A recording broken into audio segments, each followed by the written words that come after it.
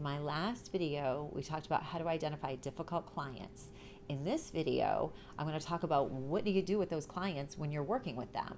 Okay, so say that you've already collected a deposit and then they become really difficult. Hi, I'm Jenny and I teach wedding cake makers how to be better business owners. So thanks for being here for our weekly wedding cake business tip. I'm always afraid I'm going to screw that up. Okay, so in my last video, like I said, we talked about how to pick up on the subtle signs of someone that's going to be difficult to work with. And the problem with working with difficult clients is you book the cake 6 months, 9 months in advance, and then you have to stress about it that whole entire time. So believe me when I say it's easier to weed them out in the first place and book somebody that's easy to work with. But if you haven't picked up the signs and all of a sudden you've collected a deposit and now you're beholden to this client, how do you handle firing them if you have to fire them? And today I'm going to go through a couple steps on how to do that. Okay, so the first thing is you want to make sure that you're firm and direct and non-emotional with what you say. So that way you're not taking it personal, you're not making it personal. It's a business decision. And it's really hard to not take things personally when someone's angry at you or complaining about you or not happy with the product that you're giving them. But you really do have to try to separate it. And remember, they probably do this to everyone. Every single time I've had a problem client, it comes up years later that they were awful to everyone. So believe me when I say it's not you. Don't take it personally unless you did something like really horrible to them on purpose, but it's not personal. Okay, so be firm. Make sure that when you're stating things, you're stating facts. Okay, the second one is to make sure that you stay kind and professional. And this is more of an energy thing as far as I'm concerned. I mean, obviously you want to be professional with what you're saying, but what I mean by this is don't let anyone change who you are. Okay, a lot of us are people pleasers, a lot of us are givers. That's why we make cakes in the first place. So when someone is upset or we have to fire somebody, it really goes deep into our core a lot of times. So don't think that just because you have to be firm with one client that now you're not a nice person. Okay, so don't let anyone make you feel as though you are anything different than what you were before you set these boundaries. You're only being professional. You're doing it for the sanity of your own self, your family, your spouse, your children, everyone involved, and your business, and you got to stand by that. So don't let anyone change who you are.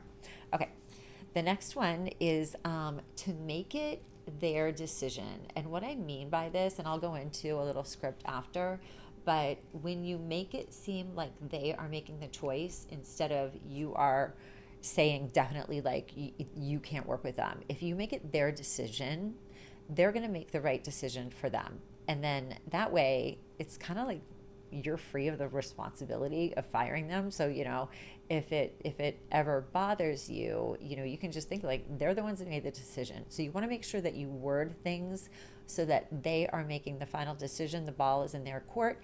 You give them options, and I'll go over that in a minute, and then they choose what to do.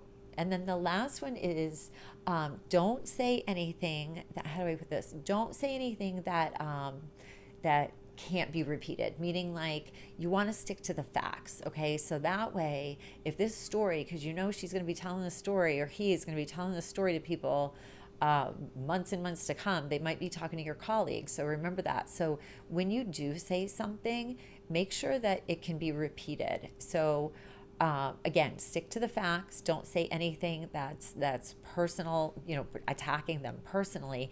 Just stick to the facts of whatever happened or whatever made them unhappy or whatever it is, the reason that you're making this decision or giving them the out to make this decision.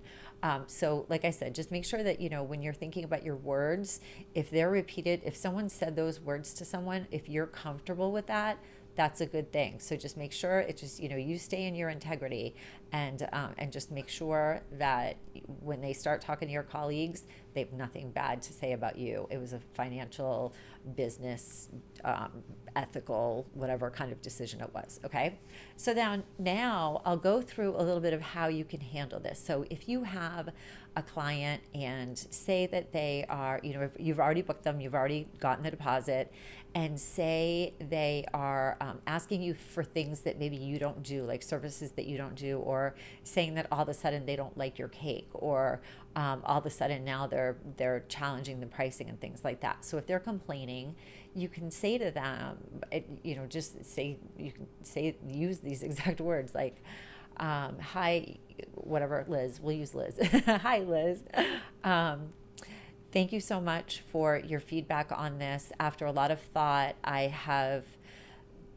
thinking that it's probably a better decision for us to not work together. I really want you to trust your baker, and I'm feeling that I'm not going to make you happy. So I'm happy to refund your deposit, and you can go ahead and find another baker. So please let me know how you'd like to proceed.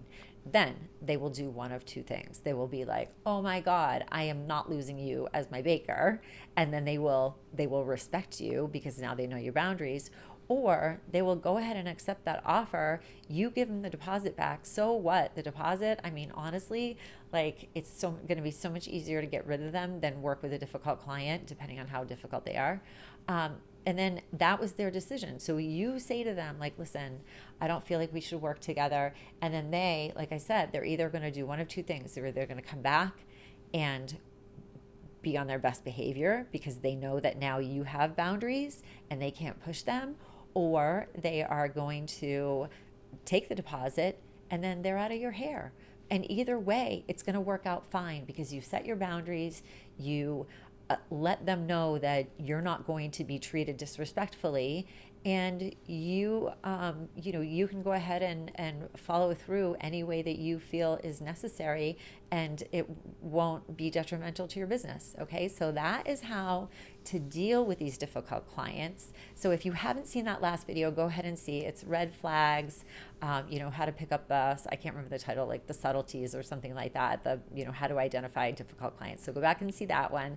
And then if you do ever have to fire a client, let me know, put it in the comments, let me know how that went, or if you need help with that, go ahead and put it in the comments. If you do want to be on our wait list for the Wedding Cake Business Academy, which is my full online program, plus group coaching experience, plus support of other bakers, my email is going to be in the description. You can just go ahead and email me directly and just say, hey, I'd love to be on the wait list, and we'll get you on that list. So I'm just revising it. It's mostly visual revisions, and it should be done pretty soon. So we're going to launch that in 2026.